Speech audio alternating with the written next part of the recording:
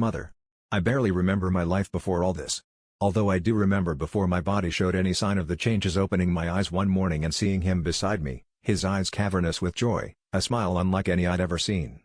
You're going to be a mother, my darling. Mother, is that what I am now? Whatever it is, I never wanted it. I suppose it once still felt like my choice. There were weeks when at least he tried to talk me into it. When his attempts to convince me made it at least feel like a choice I could refuse. He kept talking about the miracle of life. A miracle for me for my body to be capable of this. A miracle for him to see me in these children and these children in me. At first, I could only think of how painful it would be. He had no patience for that. Oh, my love. Is that your only fear? Surely you know that you are neither the first nor the last to give birth like this. Yes, it will be painful, but the pain will be nothing compared to what we create together. He always says that, together. But of course, it wasn't his body, it was mine. Or it used to just be mine. But my body doesn't belong just to me anymore, does it? Where would the children be without it? In tears, once, after the first child, I saw us, the child and I, in the mirror together, and I fought back a scream. I couldn't recognize the person I saw. She looked grotesque. But what can I do? He hates it when I don't eat. You're not just eating for one anymore, my sweet.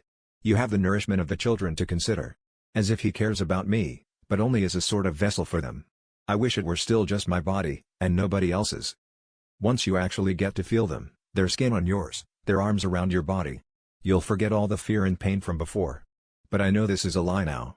I've heard it so many times, and not once when I've felt their skin on my skin, has it ever been true. Maybe it would be different if I didn't remember the surgery. Didn't remember all the blood in that tiny body. Maybe if I couldn't feel a connection form with that delicate, helpless one in the room with me, bloody and barely alive and just screaming or trying to scream over and over. But when will I feel like a mother? How many times, counting 10 more little tiny fingers, 10 more little tiny toes? Feeling little arms too weak to lift. Little legs too weak for me to stand on. How many times will my body have to change, have to undergo this miracle of life? How many surgeries will he put me through? How many children will he bring to me through those operating room doors? How many of their limbs will I have to feel, sewn on, against my skin? What will my body, my endlessly growing body, have to look like in the mirror before I see myself and recognize, Mother?